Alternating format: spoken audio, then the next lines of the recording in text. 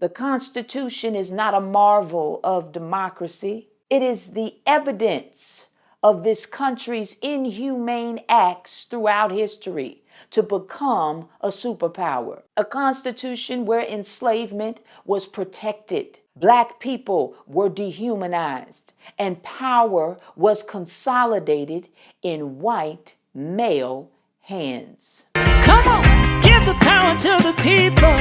Give the power to the people. Yeah, yeah. Give the power to the people.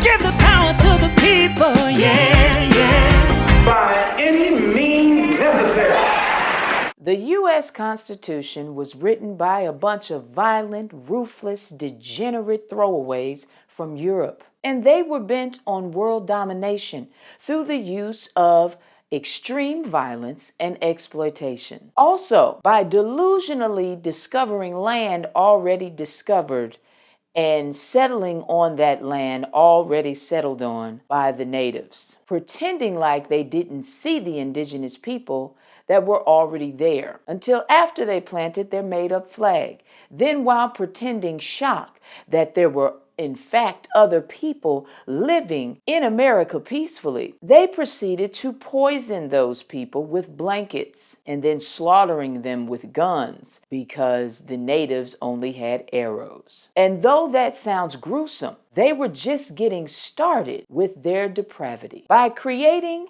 the most violent form of slavery known to man, chattel slavery. And you did all this under the hypocrisy of democracy. And so the Constitution was written so that these monsters in their wigs and colonial coats could give themselves the right by law as free men to no longer be constrained by the kings and queens of Europe, free to do their absolute worst to the global majority. And they did it, and they're still doing it today. Now, it should come as no surprise to anyone that has looked at any of my videos that I believe the U.S. Constitution must be rewritten, not amended, aka patched up to hide all the racism in it, but fundamentally rewritten.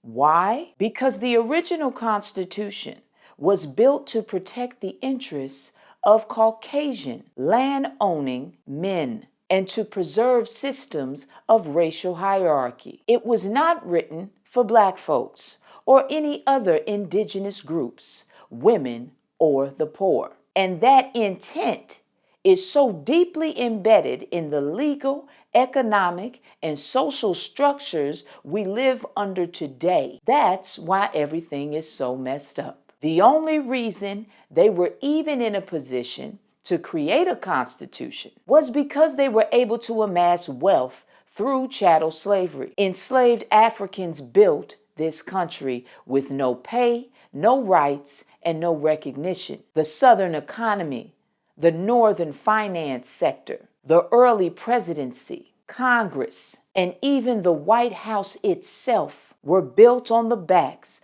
of the same enslaved people. There are actual receipts of the slave owner who allowed his slaves to be purchased to build the White House. Yet the Constitution not only allowed this, it explicitly protected it. The 3/5 compromise reduced Black people to a fraction of a person. You understand? To increase political power for slave states. The Constitution also had what was called the Fugitive Slave Clause, which criminalized freedom for Black folks. The Constitution also delayed any restriction on the slave trade until 1808, ensuring more human trafficking and labor theft could legally continue. To be clear, these weren't oversights. They were deliberate choices made by the framers to protect white wealth built on Black bodies, period. Even after slavery ended, the 13th Amendment still allowed forced labor as punishment for a crime, laying the foundation for what? For mass incarceration, which we all know is modern day slavery, an extension of slavery, which is now $1 trillion business. The wealth generated by enslaved people was never returned or repaired.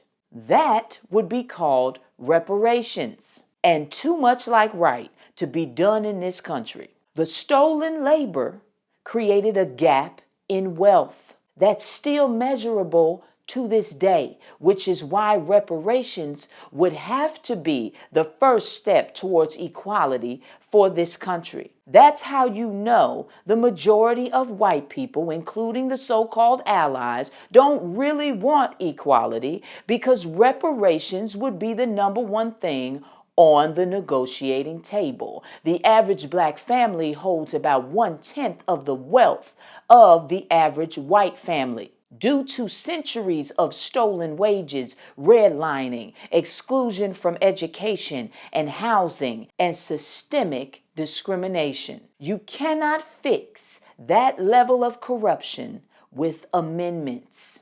You must start from a new foundation. A rewritten constitution must acknowledge the U.S. as a settler, colonial, and slave-holding nation whose laws were built to enshrine white supremacy. It must guarantee rights to housing, health care, education, and reparations for those harmed by racial capitalism. It must recognize black people not just as citizens, but as people owed justice, land, and restitution for centuries of abuse. People argue that the Constitution is a living document, but a living document with rotten roots will always carry the diseases of its origin. You cannot grow justice from soil poisoned by centuries of dehumanization. Doesn't work that way. That still continues to this day? I don't think so. We need a new constitution that centers equality, repair, and accountability.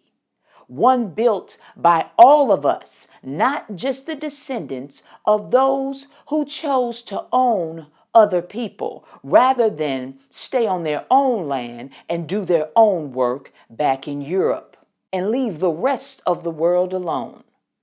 Imagine the world, the peace we could have if they didn't need to be on the neck of another human being to feel good about themselves. Can you believe it? These people have put the world through all this misery because of a combination of their low self-esteem and jealousy. Now let's get back to this document itself, this Constitution, that proves how hypocritical and unstable the Constitution is. The Constitution, in the preamble, which is the beginning, the Constitution opens with this statement of purpose: we, the people of the United States, in order to form a more perfect union. Trash. We, the people, did not include everyone. In 1787, this meant white land-owning men only. Enslaved black people, natives, women, and poor whites were excluded from this political participation, which makes everything else in this document just a bunch of empty words about freedom, equality, democracy, that they only wanted for themselves and no one else. In Article 1, they created the legislative branch, which covers Congress, and Congress is the House of Representatives and the Senate, giving only wealthy white men the power to make laws. Nowadays, we don't call these wealthy white men congressmen. We call them the 1%. Now, the wealthy billionaires don't have to run for public office. They just have to buy a couple of House of Representatives or a few senators and maybe an orange felon that you call the president, and then you're good to go. Now, remember that clause I talked about, the 3/5 compromise? It counted enslaved black people as 3/5 of a person, right? This was for congressional representation. This gave Southern slave states more power in Congress while denying enslaved people of any rights. The Constitution also had something called the Slave Trade Clause, which prevented Congress from banning the international slave trade until 1808, protecting the institution of slavery. Hypocrisy 101.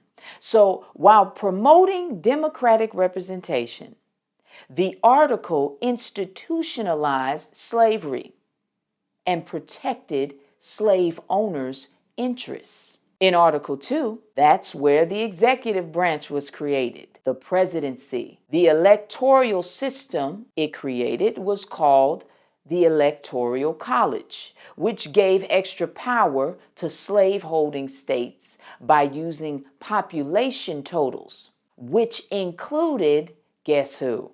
Enslaved black people who couldn't even vote, to allocate electors. This is what's called racial disparity. You see, this system helped slave states dominate early national politics, and it still affects our elections to this day, that electoral college. Then there's Article 3. That's where you get the judicial branch, which creates the federal court system. No protections were offered to enslaved people or women at this time. Courts often upheld slavery, as in the Dred Scott v. Sanford decision in 1857. Dred Scott v. Sanford was a landmark decision by the U.S. Supreme Court that had profound effects on the status of slavery and citizenship in the United States. Most people regard it as one of the worst decisions in the court's history. Dred Scott was an enslaved African man who lived with his enslaver, Dr. John Emerson, in free territories in Illinois and Wisconsin. Scott sued for his freedom. He argued that living in free areas made him a free man. And in a 7-2 decision, the Supreme Court ruled against Dred Scott, with Chief Justice Roger B. Taney writing the majority opinion. The court, in that opinion, declared that black people, whether free or enslaved, could not be U.S. citizens and therefore could not sue in federal court. The Supreme Court also struck down the Missouri Compromise of 1820, which had prohibited slavery in parts of the Louisiana Purchase Territory. It ruled that banning slavery in the territories was unconstitutional because it violated the Fifth Amendment, property rights, because that's all we were to them. As a result, Scott was not freed despite having lived in free areas. I hope you're picking up what I'm putting down, y'all.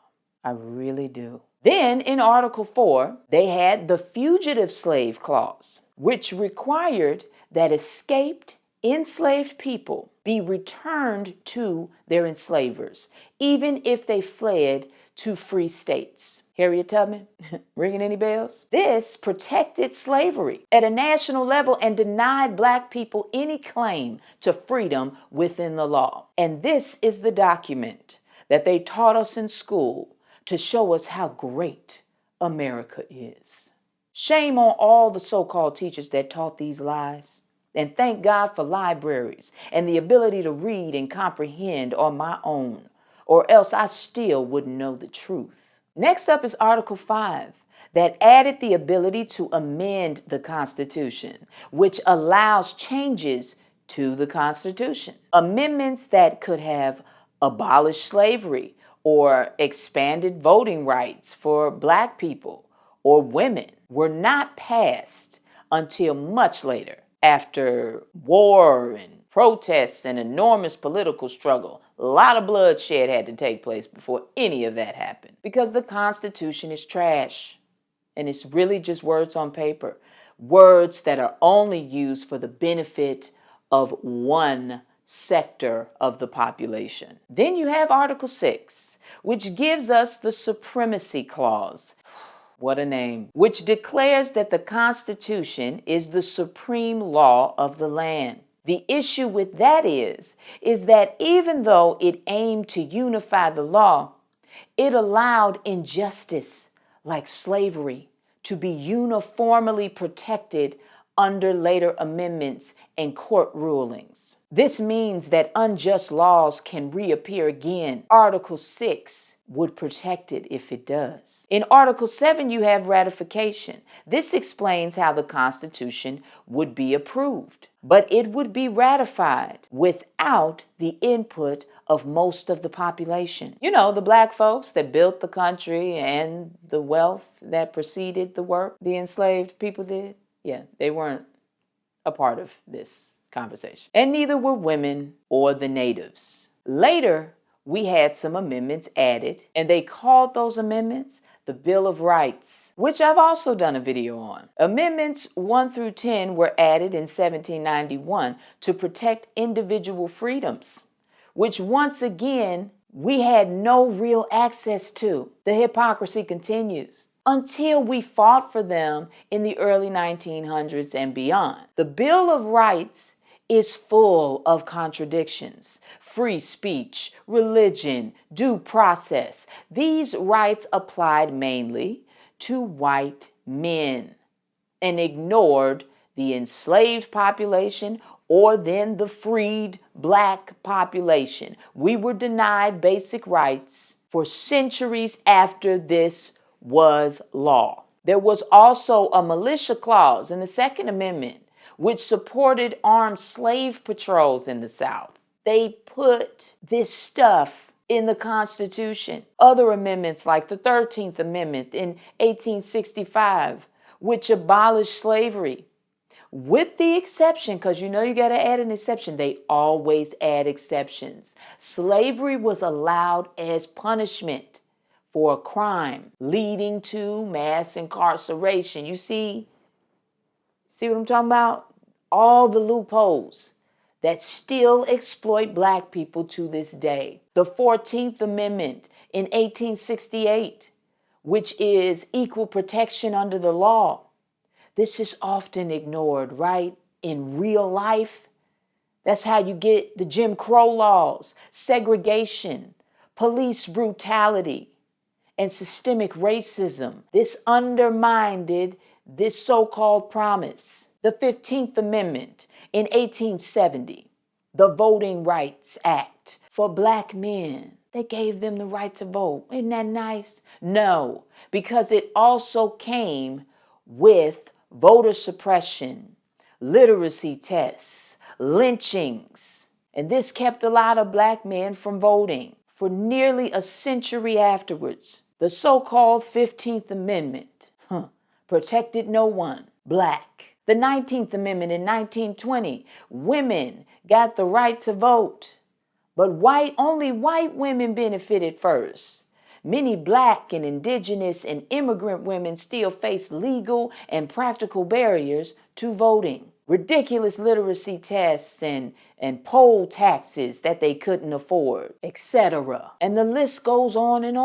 And those are just a few of the hypocritical and dangerous tools used against our community every day to ensure their delusional white supremacy. The Constitution is not a marvel of democracy. It is the evidence of this country's inhumane acts throughout history to become a superpower. A constitution where enslavement was protected, black people were dehumanized, and power was consolidated in white male hands. Only through protest, through bloodshed and war, through the civil rights movement, has the Constitution evolved to include more people. But inequality still persists because the document itself was created on the foundation of their hate. For all my ancestors that endured and survived and fought back so that I could stand here today,